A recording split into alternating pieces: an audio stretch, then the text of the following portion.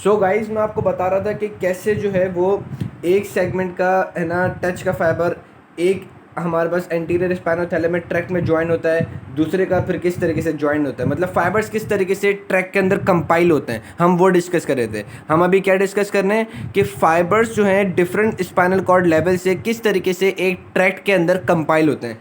Let suppose कि ये हमारे पास क्या है, मेरा हैंड क्या है, एक है एंटीरियर स्पाइनोथैलेमिक ट्रैक्ट। तो हर एक लेवल का जो हमारे पास वो क्रूड टच का फाइबर होगा वो एंटीरियर हमारे पास स्पाइनोथैलेमिक ट्रैक्ट से इसमें ज्वाइंट हो जाएगा। ठीक है, इसमें यहाँ से ज्वाइंट हुआ, ये वाले से इसमें ज्वाइन हुआ। ठीक है, तो आपको बस इतना समझना है कि अगर मैं इसको इस तरीके से और आसानी से समझाऊं कि ये हमारे पास 3 मार्कर्स की पोजीशन समझ लो। सो गाइज आपको इन 3 चीज़ की पोजीशन समझनी है कि लेट से कि एक फाइबर है, ठीक है, वो हमारे पास क्या है, उसका है क्रूड टच का। तो वो अपने पास रिस्पेक्टिव स्पाइनल कॉर्ड के सेगमेंट में गया। वहाँ पे जाने के बाद पहले तो उसने साइनेप्स किया, फिर वो सेंट्रल कमीशन में चला। सेंट्रल कमीशन में से चलने के बाद वो हमारे पास एंटीरियर वाइट कॉलम में आया। एंटीरियर वाइट कॉलम में आने के बाद वो हमारे पास इस एंटीरियर स्पाइनोथैलेमिक ट्रैक्ट में ज्वाइन हो जाएगा। इसी तरीके से ये एंटीरियर स्पाइनोथैलेमिक ट्रैक्ट तो नीचे से लेके ऊपर तक चल ही रहा है। फिर दूसरे सेगमेंट का वो हमारे पास सेंट्रल ग्रे कमीशन में जाएगा। ठीक है, ग्रे कमीशन में जाने के बाद एंटीरियर वाइट कॉलम में आया, फिर वो इसमें ज्वाइन हो जाएगा।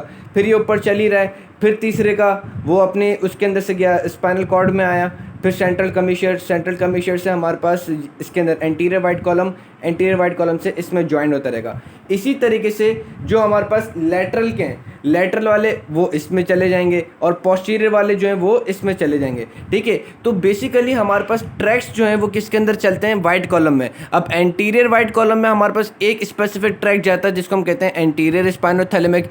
लेटरल के अंदर बहुत सारे ट्रैक्स चलते हैं, लेटरल वाइट कॉलम में हमारे पास बहुत सारे ट्रैक्स चलते हैं। ठीक है, और पोस्टीरियर वाइट कॉलम में पोस्टीरियर वाइट कॉलम में दूसरे ट्रैक्स चलते हैं। ठीक है, अब वो कौन से ट्रैक्स चलते हैं वो हमें डिस्कस करने हैं। ठीक है, लेट्स से कि ये आप खाली ये डिस्कस करो कि यहाँ पे जो मैंने ब्लू लाइंस बनाई हैं ये हमारे पास लेटरल स्पाइनोथैलेमिक ट्रैक्ट है।